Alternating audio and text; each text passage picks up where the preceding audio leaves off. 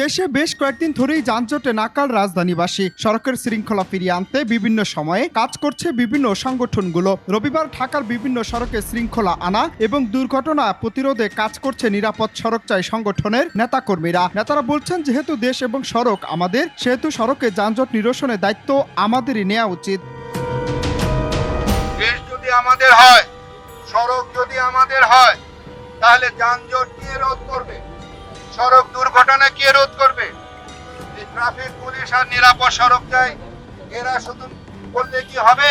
প্রত্যেককেই দায়িত্ব নিতে হবে।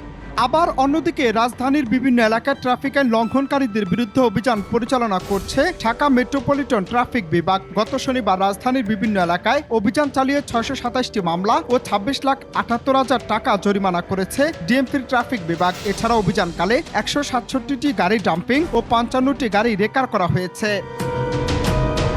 সপ্তাহের প্রথম দিন হিসেবে আজকে মোটামুটি ভালো জ্যাম আছে, ভালো চাপ আছে আমাদের জন্য।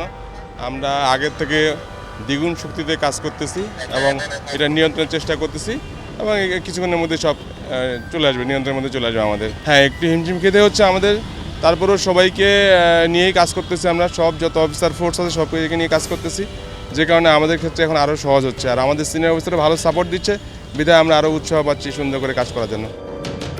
6 অক্টোবর রোববার ডিএমপির মিডিয়া অ্যান্ড পাবলিক রিলেশনস বিভাগের উপ পুলিশ কমিশনার মোহাম্মদ তালিবুর রহমান এ তথ্য নিশ্চিত করেছেন। ঢাকা মহানগর এলাকায় ট্রাফিক শৃঙ্খলা রক্ষায় ডিএমপির ট্রাফিক বিভাগের এই অভিযান অব্যাহত থাকবে বলেও জানান পুলিশের এই কর্মকর্তা।